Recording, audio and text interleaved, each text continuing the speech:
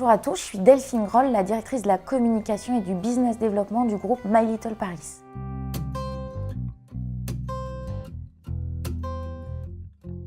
Chez My Little Paris, on considère qu'il n'y a pas des personnes créatives et d'autres non.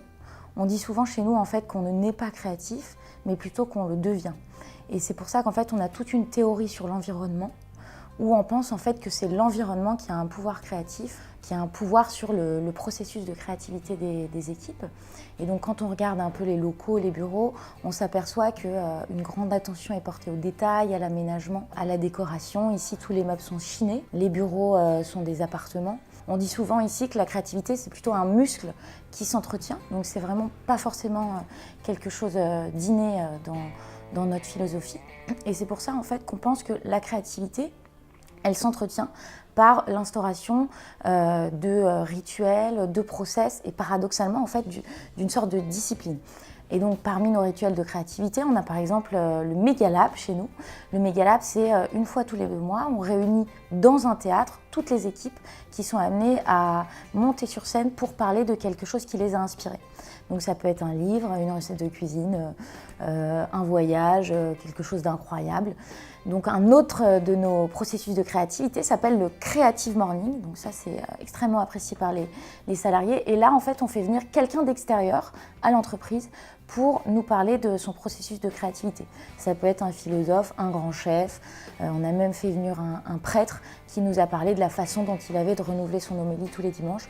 Donc c'est extrêmement varié. On a aussi parmi un autre de nos rituels, un budget livre illimité. Donc tous les salariés ont le droit de s'acheter tous les livres qu'ils veulent. Et donc ça, c'est vraiment pour forcer les équipes un peu à continuer à être curieux.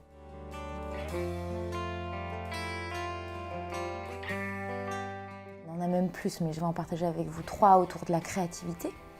Le premier, je pense que c'est de se forcer à s'aménager des temps dédié à la veille. Le deuxième secret que je pourrais partager avec vous, pour moi, c'est il faut aussi sortir du cadre de travail quotidien, donc sortir des bureaux en fait de temps en temps.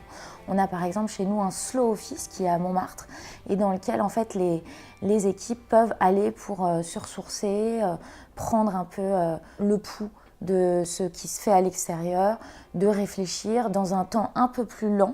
Troisième secret que je pourrais partager avec vous, c'est avoir des capteurs en permanence ouverts, surtout sur l'extérieur de ce qui nous entoure. Et donc parmi un des petits secrets qu'on a chez My Little, c'est nos spotters. Donc nos spotters, qu'est-ce que c'est? C'est des personnes qui sont dans d'autres pays, donc notamment aux États-Unis, en Corée, au Japon, et qui nous remontent en permanence les meilleures tendances de ce qui se fait, de l'innovation. Et donc on a avec eux toutes les 2 semaines des calls, donc ça s'appelle les call spotters, qui nous permettent vraiment de rester à la pointe de l'innovation, de la créativité et des meilleures tendances du marché.